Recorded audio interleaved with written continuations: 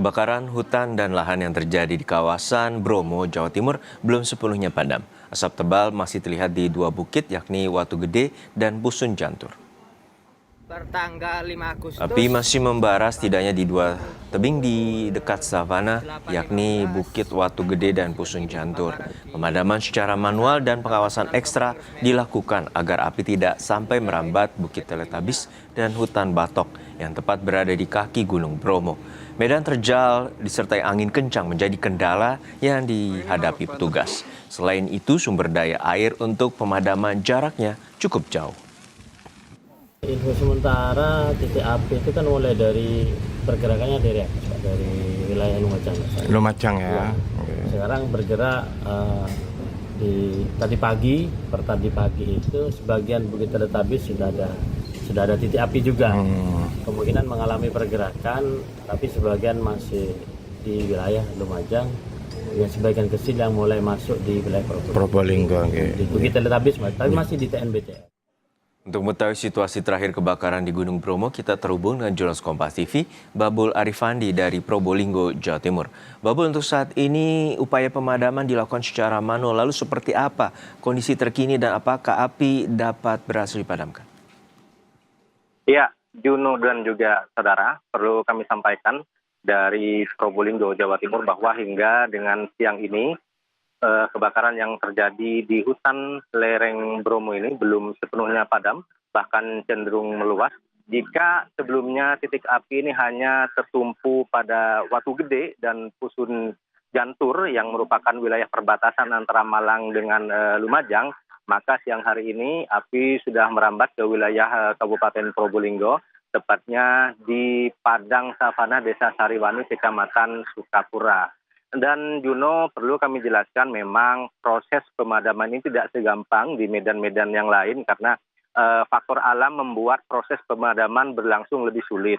Selain titik api yang sulit dijangkau oleh petugas karena berada di medan ekstrim, angin kencang ini juga mempengaruhi pergerakan api sehingga tidak mudah dikendalikan oleh petugas yang melakukan pemadaman secara manual.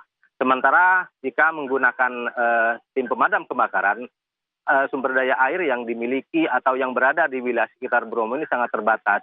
Dan satu-satunya cara saat ini adalah melakukan pemadaman dengan cara digepiok, yakni dengan menggunakan ranting pohon ataupun kain yang dibasahi dan titik api dipadamkan dengan cara dipukul secara manual. Sejauh ini belum ada rencana dari BNBTS ataupun BNPB untuk melakukan pemadaman lewat udara, mengingat kos yang terlalu tinggi jika menggunakan metode ini. Dan hari ini proses pemadaman terus dilakukan.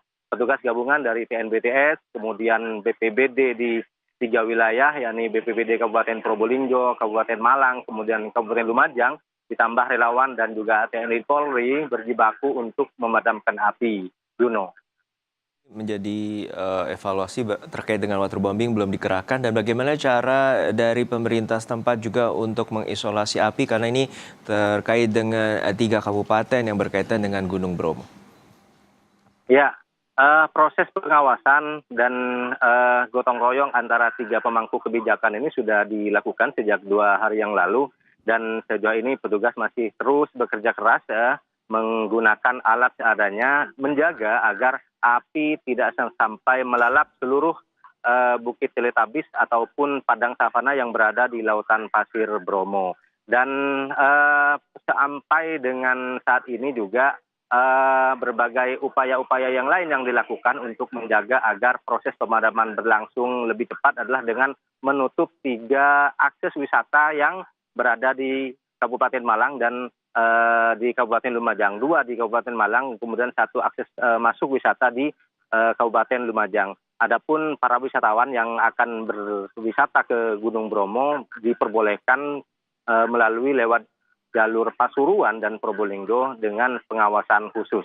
Juno. Kita harapkan ada upaya cepat agar pemadaman api dapat berlangsung menyeluruh karena ini berkaitan dengan sekitar 10 hingga 15 hektar terdampak kebakaran di kawasan Gunung Bromo. Terima kasih Babul Arifandi dari Probolinggo, Jawa Timur.